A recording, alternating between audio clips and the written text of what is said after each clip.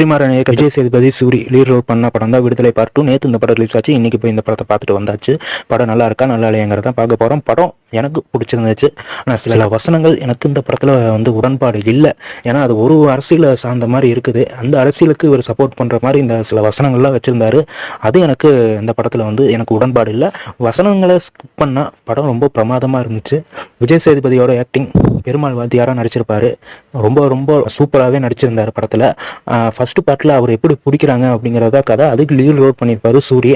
ஆனால் செகண்ட் பார்ட்டில் வந்து விஜய் சேதுபதி அவரோட கதையை வந்து பெருமாள் வாத்தியாரோட கதையை தான் ஃபுல்லாக வந்து காமிச்சிருப்பாங்க. சூரி வந்து சில சீன்களில் மட்டும்தான் வந்து அப்பப்போ வந்து அவருக்கான ரோலும் ரொம்பவே சூப்பராக இருந்துச்சு. அவரும் இந்த படத்தில் ரொம்பவே சூப்பராக நடிச்சிருந்தாரு. செகண்ட் மஞ்சு வாரியர் கொஞ்சம் சீனு வந்திருந்தாலும் அவங்களோட சிறப்பான ஆக்டிங்கை கொடுத்துருந்தாங்க. அப்புறம் கருணாஸ் பையன் ஃபர்ஸ்ட் சீன்லேயே வந்து கலக்கியிருப்பாரு. கௌதம் மேனன் அவர் வந்து போலீஸ் ஆஃபீஸராக நடிச்சிருக்காரு. எனக்கு இந்த படத்தில் ரொம்ப பிடிச்ச சீன் அப்படின்னா விஜய் சேதுபதியை பிடிச்சிட்டு போய்